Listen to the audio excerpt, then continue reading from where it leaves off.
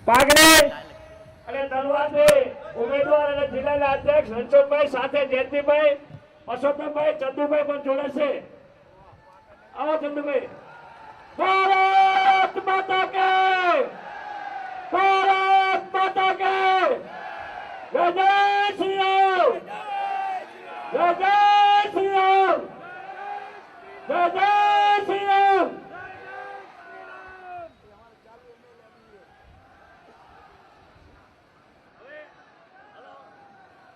Hello, હવે મિત્રો આપણે પોતપોતાનું સ્થાન લઈ લઈશું.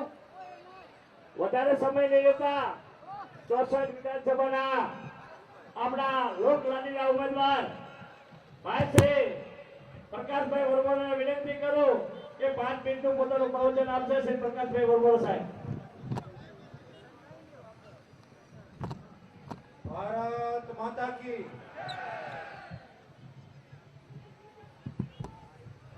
યુપીના યશસ્વી મુખ્યમંત્રી હોય અને આપણો જય ઘોષ આટલો ધીમો ન ચાલે.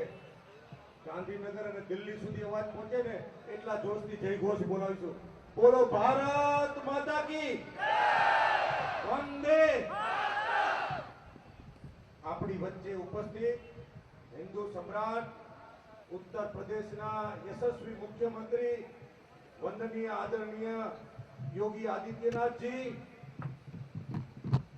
મોરબી જિલ્લાના પ્રમુખ રણછોડભાઈ, ભારતીય જનતા પાર્ટીના પ્રદેશના ઉપાધ્યક્ષ અને આપણા વિસ્તારના લોકલાડીલા ગુજરાત સરકારના પૂર્વ મંત્રી આદરણીય જયંતિભાઈ કવાડિયા સાહેબ, આપણા ચાલુ ધારાસભ્ય ભાઈ શ્રી પરસોત્તમભાઈ, રાજ્ય સરકારના પૂર્વ મંત્રી બ્રિજેશભાઈ, ચાલુ મંત્રી બ્રિજેશભાઈ, એપીએમસીના ચેરમેન રણછોડભાઈ અને શ્રદ્ધેય મંચને અને આટલી મોટી સંખ્યામાં ઉપસ્થિત ભારતીય જનતા પાર્ટીના સૌ હોદ્દેદારો, પદાધિકારીઓ, કાર્યકર્તાઓ, નાગરિકો, વડીલો, માતાઓ, ભાઈઓ અને બહેનો, ભારતીય જનતા પાર્ટી વિશ્વની સૌથી મોટી પાર્ટી. જનસંઘ સમયથી માં ભારતી વિશ્વગુરુ બને, માં ભારતી વિશ્વગુરુ બને, ભારત હિન્દુ રાષ્ટ્ર બને, ભારતના તમામ લોકોની પીડિત, શોષિત, વંચિત સર્વના કલ્યાણ માટે બનેલી કાર્યકર્તાઓની આ પાર્ટી, આવી મહાન પાર્ટી. એમાં પણ 2001માં નરેન્દ્રભાઈ ગુજરાતના મુખ્યમંત્રી બન્યા અને 2014માં ભારતના વડાપ્રધાન બન્યા. વડાપ્રધાન બન્યા પછી કલમ 370 હોય, નર્મદાની હાઈટ વધારવાની હોય, આવા અનેક કાર્યો માનનીય વડાપ્રધાનશ્રીએ કર્યા. આવા મહાન પાર્ટીના મહાન નાયક યુગ પુરુષ નરેન્દ્રભાઈ મોદી સાહેબે મને આ 64 ધાંગધ્રા હળવદ વિધાનસભાની એક કાર્યકર્તાને આ સેવાની તક આપી છે. ત્યારે હું આભાર સાથે આપ સૌને ખાતરી આપું છું કે આ વિસ્તારની સેવા કરવા માટે 365 દિવસમાં એક દિવસનો પણ આરામ કર્યા વગર સતત અને સતત આ વિસ્તારની સેવા કરી. આ પાર્ટીમાં અનેક લોકો પ્રેરણા સ્ત્રોત હોય છે. મોદી સાહેબ, યોગી આદિત્યનાથ સાહેબ, આ બધાના સંસ્કારો એ ભારતીય જનતા પાર્ટીના કાર્યકર્તામાં છે. ભારતીય જનતા પાર્ટી એ કાર્યકર્તાઓની પાર્ટી છે. ભારતીય જનતા પાર્ટીમાં ભગવો હોય, કોઈ સાધુ ભગવો પહેરે તો એની જવાબદારી અનેક ગણી વધી જતી હોય છે. એમ ભારતીય જનતા પાર્ટીમાં આ ખેસ પહેરીને ત્યારે ભારતીય જનતા પાર્ટીનો કોઈ પણ કાર્યકર્તા હોય ને એના માટે માં ભારતી વિચારધારા એનાથી વિશેષ એનું બીજું કોઈ મહત્વનું નથી હોતું. માનનીય મોદી સાહેબે વિકાસની 2001માં ગુજરાતની ધુરા સંભાળી ત્યારે ગુજરાતનો જીડીપી 1,05,000 કરોડ હતો. 11,000 કરોડનું જ આપણું બજેટ હતું. ગુજરાતમાં છાસવારે કોમી રમખાણ થતા હતા, તોફાન થતા હતા. ગુજરાત આખું ક્રાઇમથી ભરેલું હતું. મોદી સાહેબે ગુજરાતનું નેતૃત્વ સંભાળ્યું અને કર્ફ્યુ ભૂતકાળ થઈ ગયો. મોદી સાહેબે ગુજરાતનું નેતૃત્વ સંભાળ્યું પછી ક્રાઇમ તો ઝીરો કર્યો, પણ વિકાસની જે એમને યાત્રા કરી, આપણો જીડીપી ગુજરાતમાં ટુરિઝમનો વિકાસ નો થઈ કે ટ્રાય સ્ટેટ હતું, દુનિયાના માણસો ગુજરાત આવે નહીં. મોદી સાહેબે ગુજરાતનું બ્રાન્ડિંગ કર્યું. એક દિન ગુજારો ગુજરાત पे સોરઠ હોય, સોમનાથ હોય, તમામ સ્થળોનું બ્રાન્ડિંગ કરી અને ટુરિઝમમાં વિશ્વના લોકોને ગુજરાત આવતા કર્યા. એના માધ્યમથી આપણો જીડીપી વધ્યો. ગુજરાતમાં ઓટોમોબાઈલ્સ ઇન્ડસ્ટ્રી સપને પણ વિચારી ન શકાય. ગુજરાતમાં મોદી સાહેબ ટાટા લાવ્યા, સુઝુકી, દહેજ, એસઆઈઆર બનાવ્યું, માંડલ, દેત્રોજ ઓટોમોબાઈલ્સનો વિશ્વનો સૌથી મોટામાં મોટો એસઆઈઆર બનાવ્યો અને ઓટોમોબાઈલ્સના માધ્યમથી આપણો વિકાસ થયો. ગુજરાતનો કપાસ રૂ બનીને બહાર વહી જાય. મોદી સાહેબની દીર્ઘદ્રષ્ટિથી સ્પિનિંગ ઇન્ડસ્ટ્રીઝ આવી અને સ્પિનિંગ ઇન્ડસ્ટ્રીઝના માધ્યમથી એટલો આપણો જીડીપી વધ્યો. એના પરિણામે ગુજરાતનો જીડીપી વધ્યો. આપણું બાજુનું મોરબી 2001માં મોરબી સિરામિક ઇન્ડસ્ટ્રીઝમાં પાપા પગલી ભરતું હતું. મોદી સાહેબની દીર્ઘદ્રષ્ટિ ગેસની લાઈન આપી અને આજે ભારતનું 92% સિરામિક આપણું મોરબી સપ્લાય કરે છે. વિશ્વનું 8% ઉત્પાદન આપણું આ મોરબી કરી રહ્યું છે. આવા અનેક ક્ષેત્રે ઔદ્યોગ હોય, માં નર્મદાની હાઈટ વધારીને પાણી આપી, ડ્રીપ ઇરિગેશન, 24 કલાક વીજળી આપી, ખેતીના માધ્યમથી આપણો જીડીપી વધાર્યો. તમામ ક્ષેત્રે જીડીપી વધારીને ગુજરાતનો 2022નો જીડીપી આજે 20 લાખ કરોડ છે. આ 20 લાખ કરોડનો જીડીપી 10.5 લાખ કરોડ ઉદ્યોગથી આવે છે, 6 લાખ કરોડ વેપાર અને સર્વિસથી આવે છે અને 3.5 લાખ કરોડ ખેતીથી આવે છે. 2022 આ દેશ ચલાવો ને, આપણે એક નાનકડો વહીવટ કરતા હોય ને એ પણ અઘરો હોય છે. આ દેશ ચલાવો ને એ બહુ ડિફિકલ્ટ હોય છે. આંતરિક સમસ્યા, વૈશ્વિક સમસ્યા, આ બધા વચ્ચે મોદી સાહેબ જે રીતે ભારતનું વિશ્વ લેવલે નામ કર્યું છે ને, ત્યારે આપણા સૌની બહુ મોટી ફરજ બની જાય છે. છેલ્લી એક વાત કહીને મારી વાત પૂરી કરીશ. મિત્રો, આપણે આપણી એક દીકરી આપવાની હોય ને, ત્યારે દીકરી આપવાની હોય ત્યારે આપણે જોતા હોય છે ખાનદાન કેવું છે, એના સંસ્કાર શું છે, ખાનદાનના એના વિચાર શું છે, અને બીજું જોતા હોય કે દીકરો કેવો છે. તો મત હોય ને, આપણો પવિત્ર મત, મતથી કોઈ મોટું દાન નથી. આ દાન વિશ્વની સૌથી મહાન પાર્ટી ભારતીય જનતા પાર્ટી અને એમનું નેતૃત્વ મોદી સાહેબ કરી રહ્યા છે, ત્યારે આપણા સૌની પવિત્ર ફરજ બની જાય કે આપણા સંપૂર્ણ મત.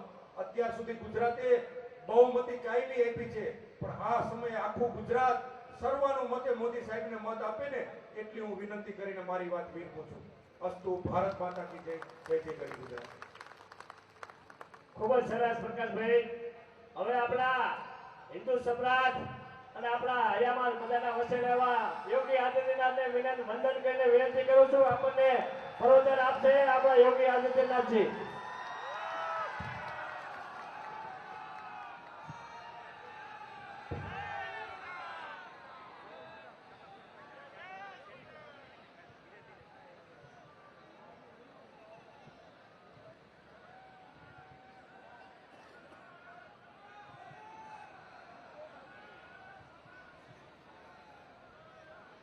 દ્વારકા અને મોરબીની જનતા જનાર્દનના મારા રામ રામ.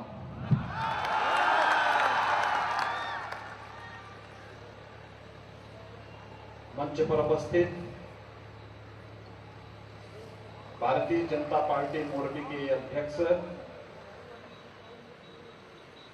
श्री रणछोड़ भाई दलवाड़ी जी, केंद्रीय मंत्री डॉक्टर महेंद्र मुंजपुरा जी, उपाध्यक्ष गुजरात प्रदेश भारतीय जनता पार्टी श्री जयंत भाई कवड़िया जी, अध्यक्ष मोरबी जिला पंचायत श्री चंदू भाई सिहोरा जी, पूर्व मंत्री श्री आई.के. जडेजा जी, पूर्व विधायक पुरुषोत्तम भाई साबरिया जी, भारतीय जनता पार्टी के लोकप्रिय प्रत्याशी श्री प्रकाश भाई बरमोरा जी, ब्रजेश भाई मेहरजा जी, प्रकाश भाई, विपिन भाई, वासुदेव भाई, केतन भाई दवे जी, मंच पर उपस्थित भारतीय जनता पार्टी के सभी पदाधिकारीगण, भारी संख्या में यहां पर उपस्थित हमारे सभी पूज्य संतजन और विधानसभा क्षेत्र से आए हुए सभी उपस्थित भाइयों बहनों, मैं आप सबका हृदय से अभिनंदन करता हूं। भाइयों बहनों, विगत दिनों मोरबी के पास हम सब इस बात को जानते हैं कि एक दुखद घटना घटित हुई थी और उस घटना के दौरान पूरे देश की संवेदना मोरबी के साथ में थी। मोरबी का इतिहास रहा है चुनौतियों से जूझते हुए खड़ा होने की, चाहे वह 1979 के ब्रिज के टूटने की घटना हो या साइक्लोन से उभर करके फिर से जीवंतता के साथ आगे बढ़ने का, या भूकंप के दौरान भुज और मोरबी के अंदर हुए नुकसान को समय से पूरा करते हुए खड़े होकर के फिर से जीवंतता की एक नई कहानी कहने का, मोरबी हमेशा इस प्रकार की चुनौतियों से जूझते हुए आगे बढ़ा है। जिन लोगों ने अपने परिजनों को खोया है उन सब के प्रति हमारी संवेदना है और प्रधानमंत्री मोदी जी ने स्वयं आकर के उस संवेदना के साथ जुड़ करके अपनी संवेदनशीलता का परिचय देकर के प्रत्येक पीड़ित परिवार के साथ डबल इंजन की सरकार खड़ी हुई। यह भारतीय जनता पार्टी नेतृत्व की संवेदनशीलता और आम जनमानस के प्रति उनकी भावनाओं को प्रदर्शित करने का एक माध्यम है। भाइयों बहनों, गुजरात हमेशा चुनौतियों से जूझते हुए आगे बढ़ा है। यह धरती अत्यंत पवित्र धरती है, संतों की धरती है, ऋषि मुनियों की धरती है, स्वतंत्रता संग्राम सेनानियों की धरती है और राष्ट्र नायकों की धरती है। देश जब आजादी की लड़ाई लड़ रहा था, जाति भेद को समाप्त करके, छुआछूत और अस्पृश्यता की भावना को समाप्त करके देश के अंदर एक भाव पैदा हो और उस कालखंड में स्वामी दयानंद सरस्वती को पैदा करने का श्रेय इसी धरती को जाता है। देश की आजादी की लड़ाई का नेतृत्व कौन करेगा? उस कालखंड में राष्ट्रपिता महात्मा गांधी गुजरात की धरती की देन है। स्वतंत्र भारत में भारत के एकीकरण का कार्य का बीड़ा कौन उठाएगा? लौह पुरुष सरदार वल्लभ भाई पटेल गुजरात की धरती की देन है। और जब कांग्रेस के भ्रष्टाचार और अनाचार के कारण भारत की राजनीति अविश्वास और अराजकता के दौर से गुजर रही थी, तब भारत को नेतृत्व देने के लिए इसी गुजरात की माटी के सपूत श्री नरेंद्र भाई मोदी जी को गुजरात ने देश का नेतृत्व संभालने के लिए भेजा और आज नरेंद्र भाई मोदी जी के नेतृत्व में भारत दुनिया की एक आर्थिक महाशक्ति बनकर के उभर रहा है। यह देश आजादी का अमृत महोत्सव मना रहा है। आजादी के अमृत महोत्सव वर्ष में भाइयों बहनों, जब पूरा देश अपनी आजादी के 75 वर्ष का इस उत्सव के साथ शामिल है, हर घर तिरंगा पहना करके इस उत्सव के साथ हर भारतवासी को जोड़ने का काम प्रधानमंत्री मोदी जी ने किया है। जिस ब्रिटेन ने 200 वर्षों तक भारत पे शासन किया, उस ब्रिटेन को पछाड़ करके भारत दुनिया की 5वीं अर्थव्यवस्था बनता है।